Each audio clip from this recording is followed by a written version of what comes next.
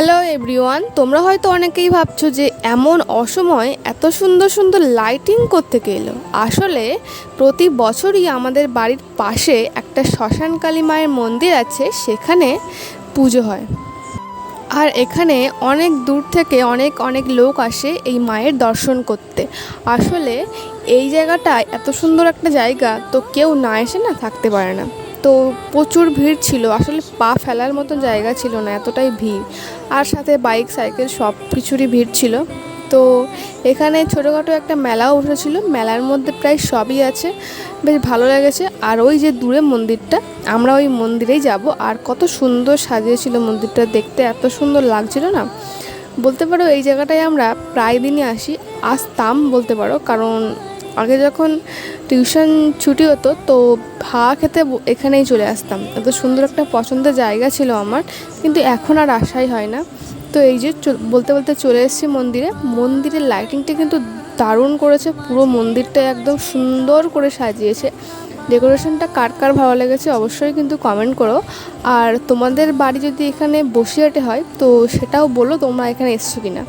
তো এই যে অলরেডি ভেতরে ঢুকে গেছি, আর কতটা ভিড় তোমরা দেখতেই পাচ্ছ। তারপরে মা এবার যাবে, আর সাথে আমিও যাব মন্দিরের ভেতরে মাকে দর্শন করতে। তো তার আগে দেখিয়ে নেই মন্দিরটা কত সুন্দর সাজিয়েছে। আর পাশে ওই যে মন্দিরটা, ওটা হলো বাবার মন্দির তৈরি করছে। তো এটা হলো মায়ের মন্দির। তো এবার আমরা আস্তে আস্তে যাব, গিয়ে মাকে দর্শন করব। তো তার আগে দেখিয়ে নিই আমি আর মা। তো এই যে এবার কাকিমণি গিয়েছে, এবার আমরাও যাচ্ছি। তো যেতে যেতে মা অলরেডি একজনের সঙ্গে দেখা হলো, তার সাথে গল্প শুরু করে দিয়েছে। তো আমি আর ওয়েট করিনি, আমি অলরেডি উঠে পড়েছি মন্দিরে। আসলে তো মা গল্প করছে করুক, চলো আমি তোমাদেরকে মন্দিরটার ভেতরে নিয়ে গিয়ে মাকে দর্শন করিয়ে নিয়ে আসি।